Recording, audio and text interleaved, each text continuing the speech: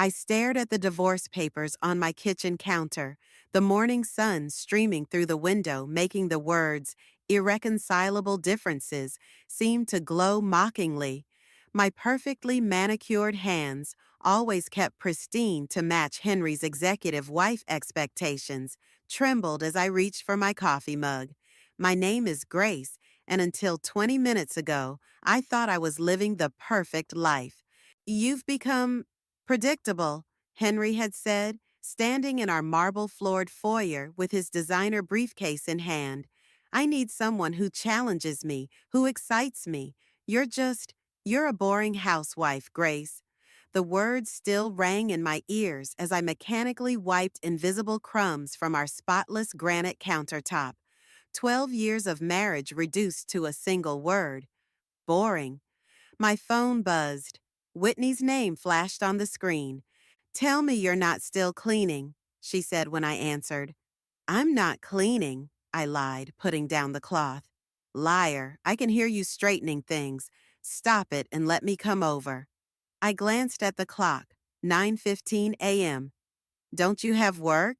"My best friend's husband just asked for a divorce. Work can wait." As we hold this moment of tension, we're collecting viewer locations for our community map. City, state, country, whatever you're comfortable sharing. And if you want daily journeys of justice, that subscribe button is waiting. Let's continue. 30 minutes later, Whitney sat across from me at my kitchen island, her dark eyes fixed on my face as I recounted the morning's events. "He actually said boring housewife?" she asked, incredulous. "The same man whose company would have gone bankrupt 3 years ago if you hadn't secretly invested your inheritance?" I shushed her, though we were alone. "He doesn't know about that. Nobody does, except you and Blaze." "Maybe it's time he found out." I shook my head. "It doesn't matter now." My phone buzzed again. A text from my sister Ella. "Can we talk? It's important." "Ignore it," Whitney advised, but I was already opening the message. "It's Ella. She never texts me this early." "Grace?" Whitney's tone held a warning I couldn't quite understand. My phone rang. Ella calling now. I answered on speaker. "Grace?" Ella's voice sounded strange, guilty. "I need to tell you something. I, I've been seeing Henry." The world tilted sideways. My pristine kitchen, with its carefully arranged copper pots and color-coded spice rack, suddenly felt like a stage set, artificial and hollow. "How long?" The words came out surprisingly steady. "6 months." A pause. "We're in love." Whitney reached across the counter and gripped my hand. I stared at our joined fingers, noticing how my wedding ring caught the light. "Does Mom know?" I asked, though I wasn't sure why that mattered. She thinks it's for the best. Says maybe it was meant to be this way. You know how you've always been so traditional? Traditional, boring. The synonyms piled up. "I have to go," I said and hung up. Whitney watched me carefully. "Grace?" I stood up, walked to my carefully organized desk, and pulled out a leather portfolio. Inside were documents Blaze had drawn up years ago, papers that proved my quiet involvement in Henry's company, my signature on loans that had saved his family's legacy. "Call Blaze," I told Whitney. "Tell him it's time to withdraw everything." "Everything?" I nodded, finally removing my wedding ring. "Henry wants excitement? Let's see how exciting bankruptcy can be." Whitney's smile was slow and fierce. "There's my girl." I looked around at my perfect kitchen, at the life I'd built around Henry's needs and wants. In our bedroom upstairs, a locked trunk held my old art supplies, dreams I'd packed away when Henry said a corporate wife needed to focus on networking, not painting. "You know what the funny thing is?" I said, running my finger along the counter's edge. "He's right. I did become boring. I made myself boring for him. So, what are you going to do about it?" I picked up my phone and typed a quick message to Blaze. "Meeting tomorrow. Bringing everything." I'm going to remember who I was before I became Mrs. Henry Pierce. I opened a drawer and pulled out a real estate magazine I'd been hiding. Starting with buying that gallery space on Mason Street I've had my eye on. Whitney raised her eyebrows. The one Henry said was a waste of money? That's the one. I smiled, and for the first time that morning, it felt real. Let's see how boring things get when I stop being the perfect wife and start being myself. My phone buzzed again, Henry this time. I declined the call and turned off my phone. Want to help me clean out my art studio? I asked Whitney. She looked confused. You don't have an art studio. I grabbed my keys. Not yet, but I will. And Henry's about to learn that his boring housewife has been anything but boring all along. The family dinner table had never felt so small. My mother sat across from me, hands folded primly over her designer napkin, while my father studied his wine glass as if it held the secrets of the universe. Between them sat Ella, wearing the guilty expression of a child caught stealing cookies, except what she'd stolen was my husband. I just don't understand why you're being so difficult about this, Grace, my mother said, cutting her chicken into precise squares. These things happen in the best families. These things? I echoed, my fork clattering against my plate. My husband and sister having an affair is just these things to you? Well, my father finally spoke, still not meeting my eyes. Henry has always been more compatible with Ella's energy. I felt my chest tighten. Compatible with her energy? Dad, I've been married to him for 12 years. And maybe that's long enough, my mother interjected smoothly. You've always been so settled, dear. Perhaps this is an opportunity for you to find someone more your speed. Ella reached across the table, trying to touch my hand. I pulled back before she could. Grace, please, we didn't mean for this to happen. It just did. Just happened? I laughed, the sound harsh even to my own ears. Did you just happen to fall into his bed, too? Grace? My mother's scandalized tone made me want to scream. No, Mom, let's talk about it. Let's talk about how my perfect little sister decided my husband was just another thing of mine she wanted to try on. Ella's face crumpled. That's not fair. We're in love. Love? I stood up, my chair scraping against the hardwood floor. Was it love when you helped him pick out my birthday present last month? Was it love when you sat next to me at Sunday dinners, knowing you were sleeping with my husband? You don't understand, Ella pleaded. Henry needs someone who can keep up with him, someone who isn't boring. I finished for her. Yeah, I've heard that one already. My phone buzzed in my purse, probably Whitney checking on me. I'd promised to call her after this disaster of a dinner. Sit down, Grace, my father commanded, using his courtroom voice. We're trying to handle this like adults. Like adults? I pulled out my phone, checking the notification. It wasn't Whitney. It was an email from Blaze confirming our meeting tomorrow. You want to handle this like adults? Fine. Let's talk about how Henry's company is doing. Ella's face went pale. What do you mean? Oh, didn't he tell you? The family business isn't quite as stable as it appears. My mother's fork paused halfway to her mouth. What are you talking about? Henry said everything was fine. Did he? I smiled, remembering all the board meetings I'd sat through silently, all the late-night number crunching I'd done while Henry was at his networking events. With my sister, apparently. Interesting. Grace? Ella's voice wavered. What did you do? Nothing yet, but tomorrow I'm going to do exactly what a boring housewife would never do. My father's lawyer instincts finally kicked in. You're not making sense, Grace. What involvement could you possibly have in Henry's company? I grabbed my purse and stood up. You'll find out soon enough. But here's a preview. Remember that inheritance from Grandma Rose? The one everyone thought I spent on renovating our house? The color drained from my mother's face. Grace, you didn't. I did. Every penny went into saving Henry's precious family legacy. And now I'm taking it all back. Ella jumped up. You can't. Henry's worked so hard. To what? Build a company he could only keep afloat because of his boring wife's money? I headed for the door, then turned back. Oh, and Ella, those Jimmy Choos you're wearing? The ones Henry bought you last month? I paid for those too. My mother called after me as I walked out, but I didn't stop. In my car, I finally let out the breath I'd been holding. My phone buzzed again. Whitney. How'd it go? She asked when I answered. About as well as expected. They think I'm being unreasonable. Screw them. Did you tell them about the company? I started the engine. Gave them a hint. They'll know everything by this time tomorrow anyway. Good.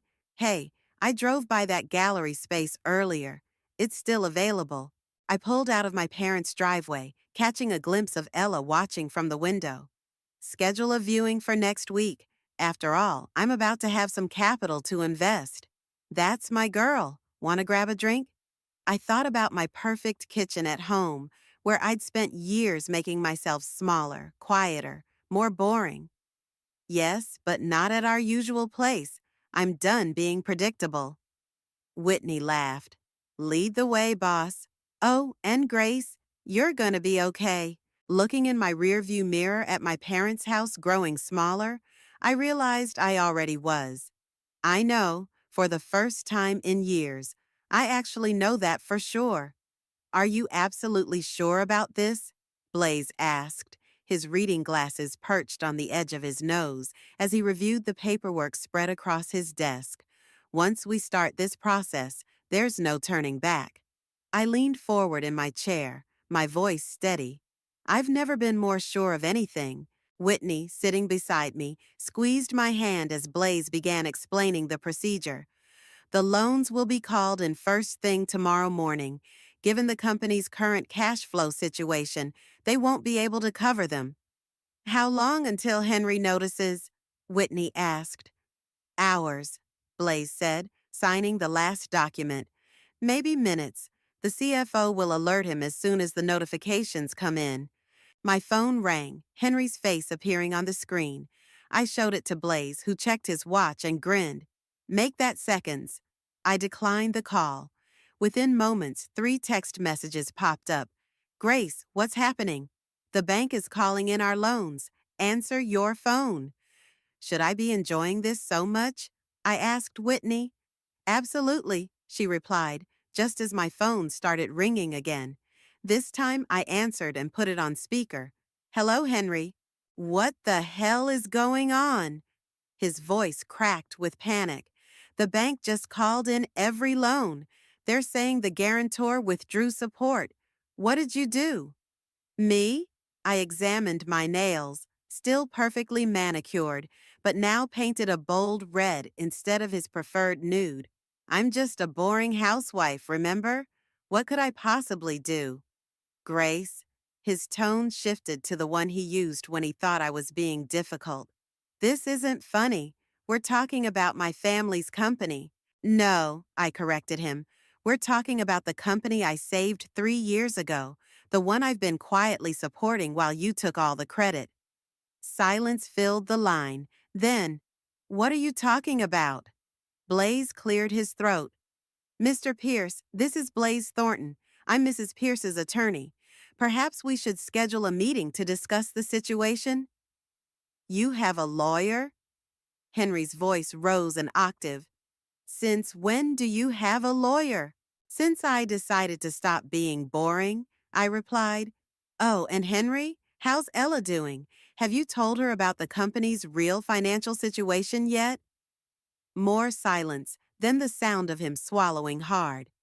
Grace, please, let's talk about this. We are talking.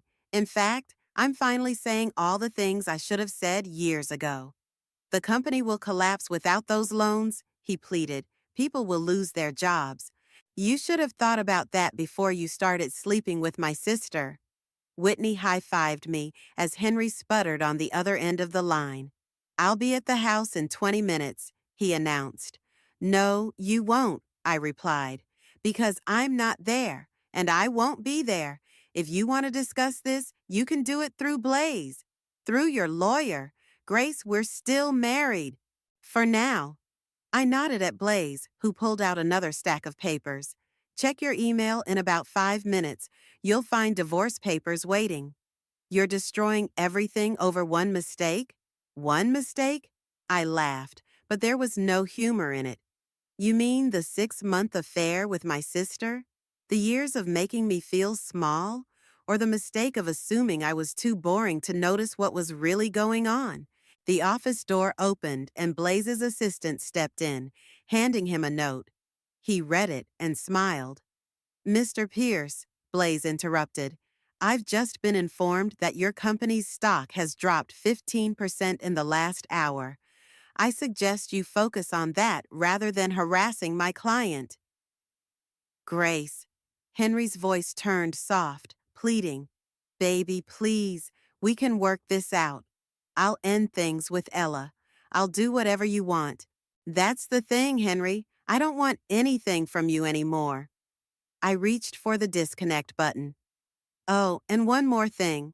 I bought that gallery space on Mason Street. You know, the one you said was a waste of money? Turns out I can afford it now that I'm not bankrolling your lifestyle. I ended the call as Henry was mid-protest. Within seconds, my phone lit up with messages from Ella. What are you doing? Henry's freaking out. Please don't do this to him. I blocked her number. Well, Blaze said, gathering the papers into a neat pile. That was satisfying to watch. The divorce papers will be delivered to his office within the hour. Whitney stood up, grabbing her purse. I say this calls for champagne. That new rooftop bar downtown? I checked my watch, 2 p.m. on a Tuesday. The old Grace would never drink in the middle of the day. The old Grace would be home preparing Henry's favorite dinner, hoping to smooth things over. You know what? Champagne sounds perfect. As we walked out of Blaze's office, my phone buzzed with a text from an unknown number. I opened it to find a message from Henry's mother, Deborah. We need to talk. There are things you should know. I showed the message to Whitney, who raised an eyebrow. Are you going to respond? I thought for a moment, then typed back, tomorrow, 10 a.m., the Mason Street Gallery. Might as well show her where her son's money really went, I said, hitting send. After all, I'm done hiding in the shadows. The Mason Street Gallery's empty space echoed with my footsteps as I walked through it, imagining where each painting would hang. The morning light streamed through the floor-to-ceiling windows, creating patterns on the hardwood floors. A knock at the door interrupted my planning. Deborah stood there, looking less put together than I'd ever seen her. You bought it, she said as I let her in, her eyes taking in the space. Henry always said you'd never do it. Henry said a lot of things. I gestured to 2 folding chairs I'd brought. Coffee? She nodded, accepting the paper cup I offered. The company's in chaos. The board called an emergency meeting last night. I know, Blaze keeps me updated. Grace, Deborah's hands trembled slightly around her cup. I'm not here to defend him. What Henry and Ella did was unconscionable. But there are things you don't know about Henry, about why he is the way he is. A harsh laugh escaped me. Let me guess, he's actually the victim here? In some ways, yes. She pulled out her phone, scrolling through photos before showing me one I'd never seen. A young Henry, maybe 12, sporting a black eye. His father wasn't the man everyone thought he was. What are you saying? I'm saying that perfection, control, success, they weren't just goals for Henry, they were survival mechanisms. She swiped to another photo, this one of a broken window. My husband had very specific ideas about what made a man successful. Failure wasn't an option. I sat back, processing this. That doesn't excuse what he did. No, it doesn't. but it might help you understand why the company means so much to him, why he's standing outside right now, trying to work up the courage to come in." My head snapped up. "What?" Deborah nodded toward the window. Sure enough, Henry stood on the sidewalk, looking lost in his rumpled suit, a far cry from his usual polished appearance. "Should I let him in?" I asked, not sure why I was even considering it. "That's up to you, but there's something else you should know." Deborah hesitated. "Ella's pregnant." The words hit me like a physical blow. "What?" "She told Henry yesterday. That's why he's here. He's not handling it well." I walked to the window. Henry saw me and raised his hand in an uncertain wave. Against my better judgment, I went to the door and opened it. "You look terrible," I said as he approached. "I haven't slept." He stopped a few feet away. "Grace, save it.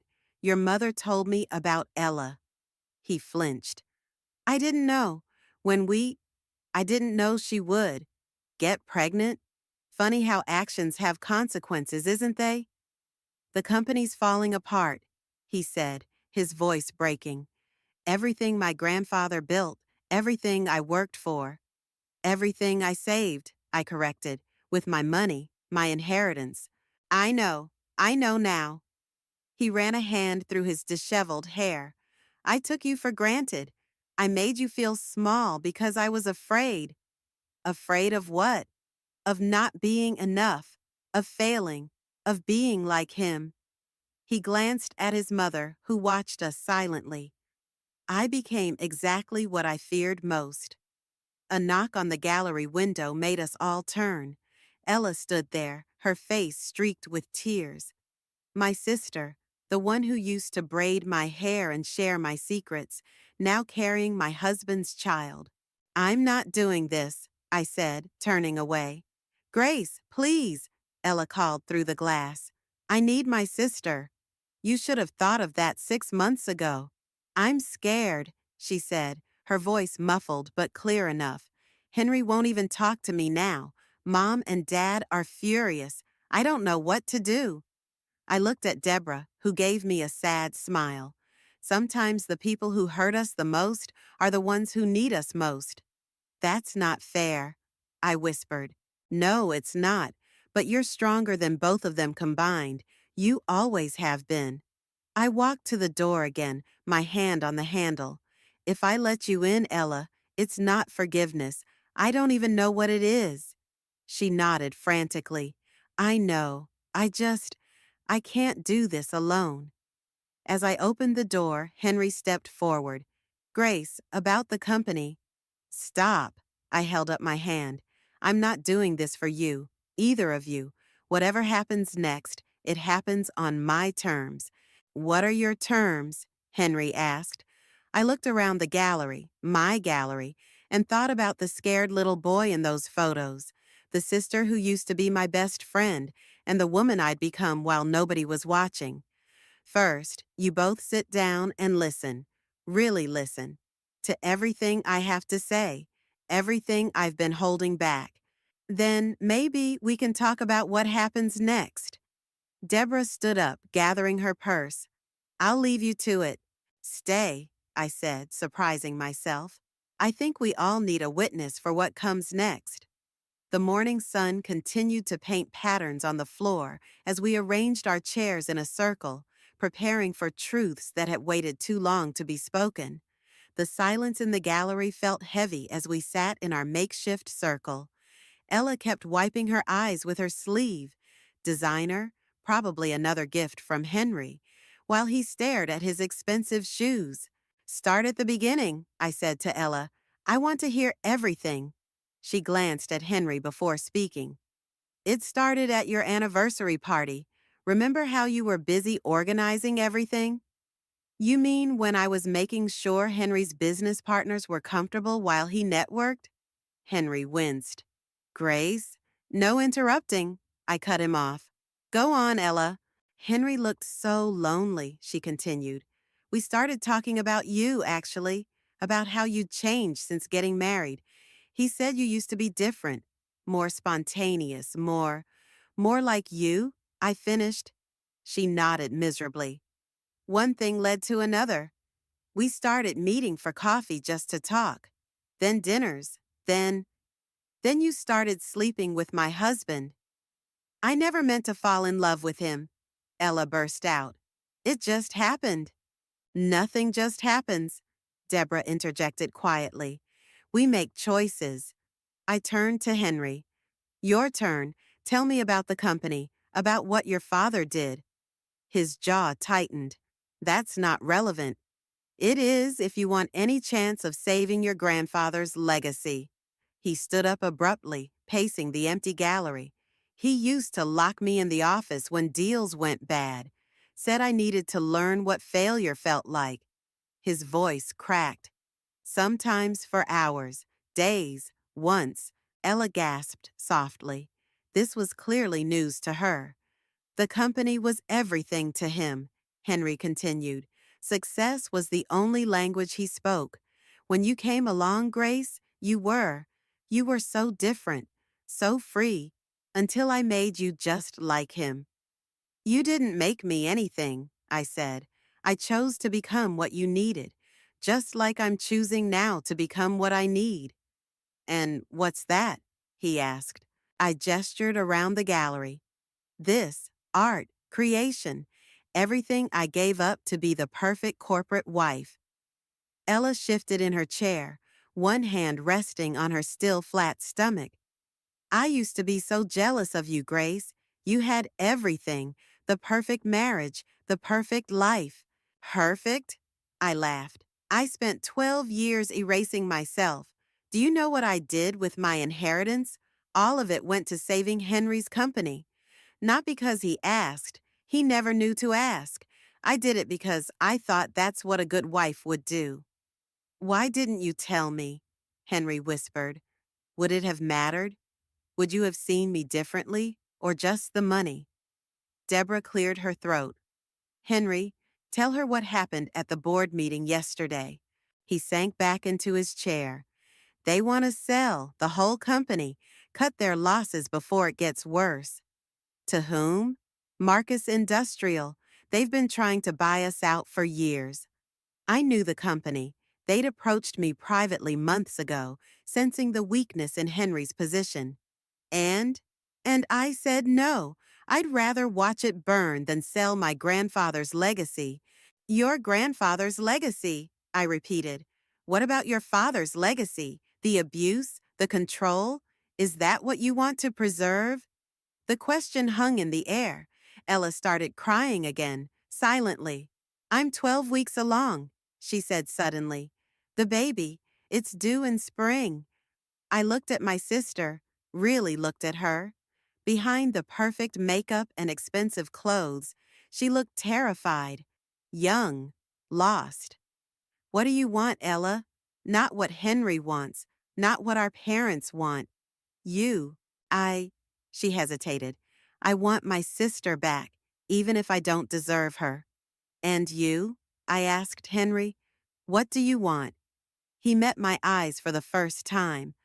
I want to be better than my father, but I don't know how. I pulled out my phone and dialed Blaze's number, putting it on speaker. Grace? He answered. Everything okay? Those papers you were holding for me. The ones about Marcus Industrial. Can you send them over? The buyout proposal? Sure. Now? Yes. And Blaze? Include the condition we discussed about the board seat. Henry's head snapped up. What board seat? I ended the call. Marcus offered me a position on their board.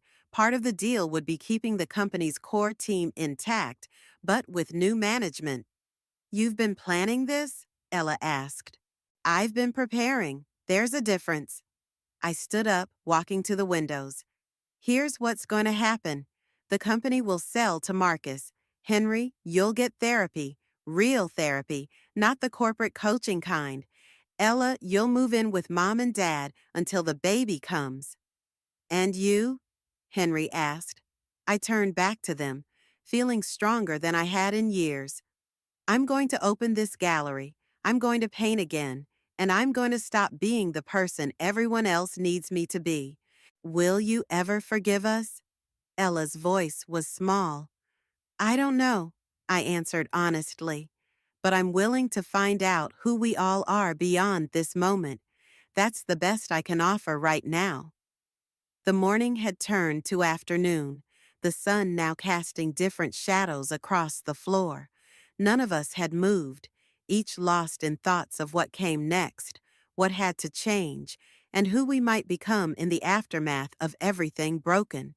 You should see these therapy bills, Whitney said, dropping into my favorite armchair in the half-furnished gallery office. Henry's really going all in. I looked up from the canvas I was working on, my first painting in over a decade. How do you know about his therapy bills? Deborah told me. We get coffee now, if you can believe it. She grinned at my surprised expression. What? Your mother-in-law's actually pretty cool when she's not trying to maintain the perfect family facade.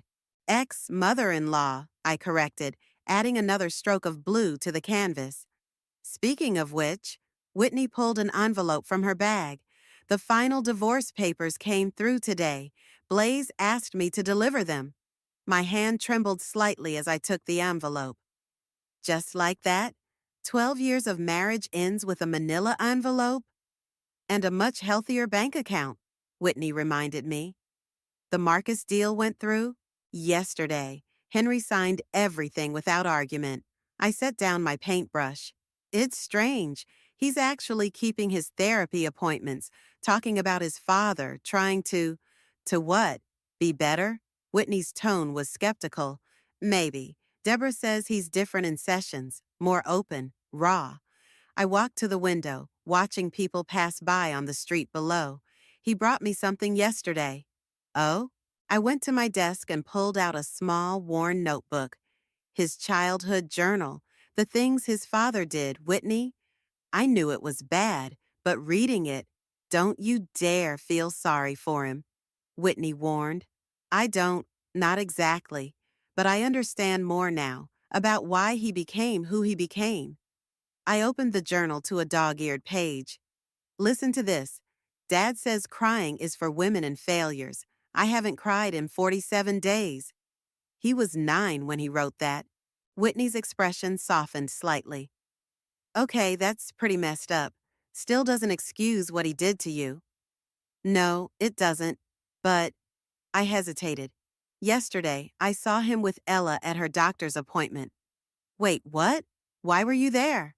She asked me to come. She was scared about some test results. I picked up my paintbrush again, needing something to do with my hands. You should have seen him, Whitney. When the heartbeat came through on the monitor, he actually cried in public. Then he apologized for crying. And how did that make you feel? Honestly? Sad. Sad for that little boy who learned to equate emotions with weakness. Sad for my sister, who's terrified of becoming a mother while navigating all this mess. Sad for myself, for not seeing it all sooner. A knock at the gallery door interrupted us. Deborah stood there with 2 takeout bags. I brought lunch, she said, entering. Oh, you're painting again. It's beautiful, Grace. I looked at the canvas. An abstract piece full of blues and storms and light breaking through. It's helping me process everything. Henry saw his father yesterday, Deborah said, unpacking sandwiches. For the first time since therapy started. Whitney raised an eyebrow. How'd that go? About as well as you'd expect, but he stood his ground, told him everything he should have said years ago. Deborah's hands shook slightly. I should have left that man decades ago. Maybe if I had… You can't think like that, I said, surprising myself by taking her hand. We all made the choices we thought we had to make. Speaking of choices, Whitney interjected, have you decided about Ella's offer? I nodded. I'm going to help her set up the nursery, not because I've forgiven her, but because she's still my sister, and that baby is still my niece or nephew. And Henry? He's doing the work, actually doing it, not just playing the part like he used to. I walked to my painting, adding a streak of golden yellow breaking through the storm clouds. He asked me something interesting yesterday. What? Both women asked simultaneously. He asked if I would consider teaching an art therapy class at his treatment center, said creating something might help others who are stuck in destructive patterns. Whitney whistled low. That's surprisingly insightful for Henry. I know, that's why I said yes. Deborah stood up suddenly, walking to the window. I filed for divorce this morning. The announcement hung in the air for a moment before I found my voice. Are you okay? She turned back, and for the first time, I saw real strength in her smile. I'm better than okay. I'm free. And watching you rebuild your life, Grace, it gave me the courage to finally rebuild mine. I looked around my gallery, still empty of artwork except for my single painting, but full of possibility. We're all rebuilding, aren't we? Speaking of rebuilding, Whitney said, pulling out her phone. Ella texted me. She's having a girl. A girl, I repeated softly, turning back to my painting. I added another streak of light breaking through the clouds. Maybe she'll grow up knowing it's okay to feel everything, to be everything. Maybe we all will, Deborah said. The afternoon light filtered through the gallery windows, catching the wet paint on my canvas and making it gleam. Outside, the world kept moving, people rushing past unaware of the small revelations happening inside these walls. But in here, something was shifting, healing, rebuilding, not just on my canvas, but in all of us. The gallery hummed with conversation as people moved between my paintings. Opening night had drawn a larger crowd than I'd expected, and the red dots indicating sales were already appearing beside several pieces. This is incredible, Whitney whispered, appearing at my elbow with 2 glasses of champagne. Have you seen the guest list? Half the city's art scene is here. I took a glass, my hand steadier than I'd expected. I keep waiting to wake up. Well, don't wake up yet. Your sister just arrived. I turned to see Ella standing in the doorway, her 7-month pregnancy bump evident under a flowing dress. She looked uncertain, clutching an envelope. I'll give you 2 a minute, Whitney said, squeezing my arm before disappearing into the crowd. Ella made her way over, carefully navigating between guests. This is amazing, Grace. Your work. It's like seeing inside your soul. Thank you for coming, I said, meaning it. I wasn't sure you would. I wasn't sure you'd want me to. She held out the envelope. But I needed to give you this. Inside was a sonogram picture with "It's a Girl" written across the top in silver ink. Below it, Ella had written, "Her middle name will be Grace if you'll let me." Ella, I know it doesn't fix anything, she rushed on, but I want her to know about her aunt, about strength and creativity and forgiveness, even when it's not deserved. Before I could respond, a murmur went through the crowd. Henry had arrived, looking different than I'd ever seen him, casual in jeans and a simple button-down, his therapy-mandated beard softening his usually sharp features. Should I go? Ella asked quietly. No, I said. Stay. Henry approached us, holding something behind his back. Your work is extraordinary, Grace. It always was. I'm sorry I never said that before. He brought his hands forward, revealing a familiar wooden box, my old art supplies from college, the ones he'd convinced me to pack away. I found this in the attic, he said. I thought, maybe you'd want it back. I opened the box, finding my old brushes, the specialty paints, the sketches I'd hidden away. You kept these? I kept everything. Even when I was trying to make you smaller, some part of me knew I was wrong. He glanced at Ella, then back to me. The therapy's helping. I'm learning to see things differently. I heard you're speaking at support groups now, I said. He nodded. Talking about Dad, about patterns of control. It's, it's hard, but it feels right. A gallery assistant appeared at my elbow. Miss Grace, the art critic from the Tribune would like to speak with you. Go, Ella said. It's your night. I looked between them, my sister, my ex-husband, both broken and healing in their own ways. Come find me later, both of you? They nodded, and I followed the assistant to where a small group of critics and collectors had gathered around my centerpiece, a large canvas depicting a woman emerging from shadows, her face turned toward light. The emotion in this piece is raw, the Tribune critic said. The interplay between darkness and illumination. What inspired it? I thought about the past year, the betrayal, the anger, the unexpected allies, the slow journey toward understanding. It's about becoming, I said, about choosing light even when darkness feels safer. Remarkable, he murmured, making notes on his phone. The evening continued to unfold like a dream. Paintings sold, connections were made, and somewhere between conversations with collectors and critics, I found myself in a quiet corner with Deborah. Henry's father showed up at my house yesterday, she said, watching her son across the room. Wanted to talk things through. What did you do? I closed the door in his face. She smiled. 20 years ago, I would have let him in, tried to keep the peace. But watching you this past year, it taught me something about standing my ground. Look at us, I laughed softly, all becoming different versions of ourselves. Better versions, she corrected. Whitney appeared again, practically bouncing. Grace, the Times reviewer just called your work a masterclass in emotional authenticity. And that big piece in the center, the woman in light, it just sold for double the asking price. What? To who? To me, came a voice behind us. We turned to see Henry. Not to keep, he added quickly. For the therapy center, people need to see it, to know that change is possible. I felt tears threatening, but held them back. Thank you. No, he said quietly.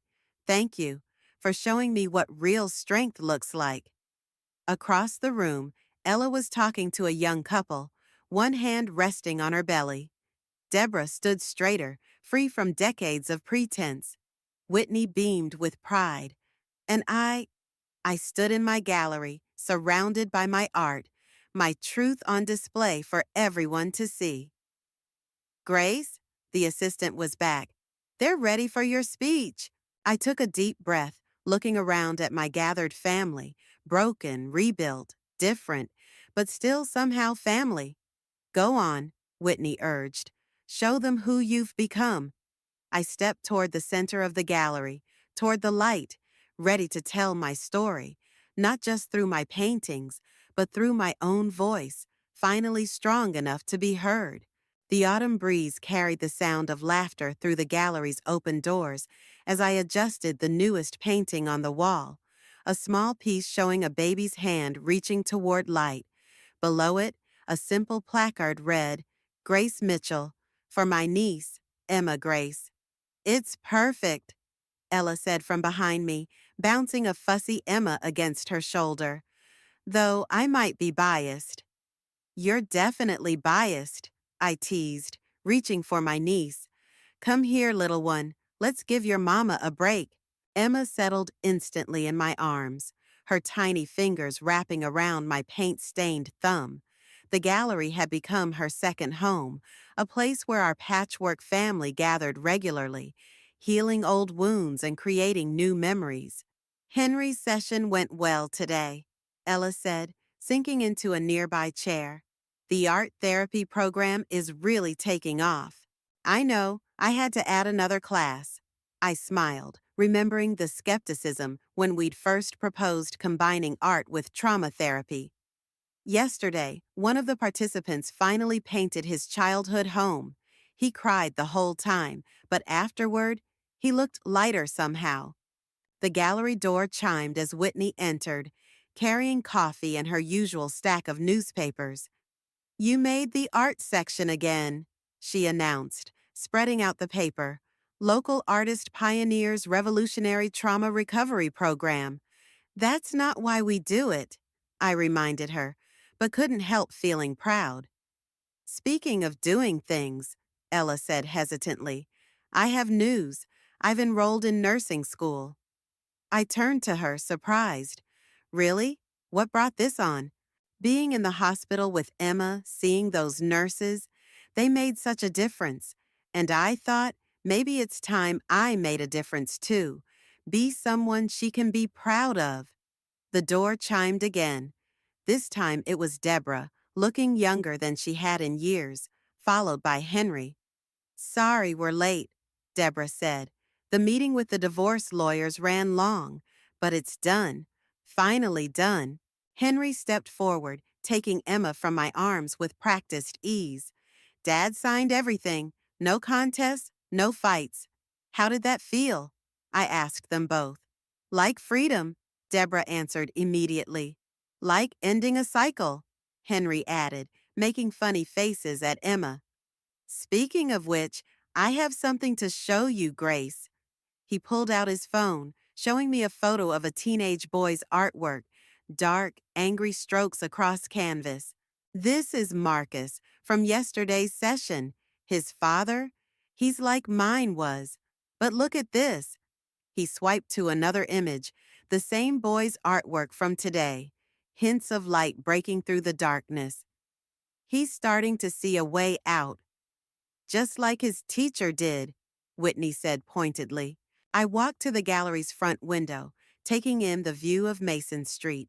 The sold signs on my paintings had become a regular sight, but it wasn't the sales that mattered most.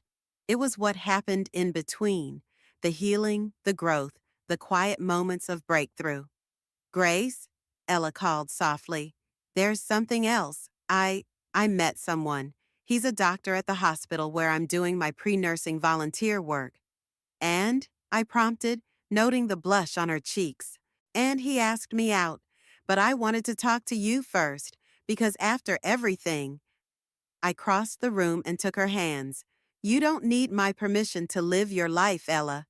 I know, but I need you to know that I understand now about respect, about boundaries, about doing things the right way. Henry cleared his throat. I've been seeing someone too. My therapist referred me to her therapist first. We're taking it very slowly, doing the work separately and together. I looked at my ex-husband, really looked at him. The arrogant executive was gone, replaced by someone more real, more human. Good, I said simply. You deserve a chance to do things right this time. Emma started fussing again, and we all instinctively moved to comfort her. Her father, her mother, her aunt, her grandmother, and honorary Aunt Whitney. A family redefined and rebuilt. I have something to show you all, too, I said, leading them to my workshop in the back. On an easel sat my newest piece, a large canvas showing a group of people, their faces turned toward each other, light emanating from their connections rather than from above. Is that us? Deborah asked, stepping closer. It's called redemption, I explained, because that's what we've all found, in our own ways. Even me? Henry asked quietly. Especially you. I touched the canvas gently. We all deserve the chance to rewrite our stories. Emma cooed suddenly, reaching toward the painting with tiny fingers, leaving a perfect handprint in wet paint. Oh no, Ella started, but I laughed. Leave it, I said. It's perfect. Sometimes the most beautiful art comes from unexpected moments. We stood there together, watching the sunlight play across the canvas, across Emma's tiny handprint, a symbol of everything we'd lost, everything we'd gained, and everything we were still becoming. Not an ending, but a continuation, a story still being written with every brushstroke, every choice, every moment of grace.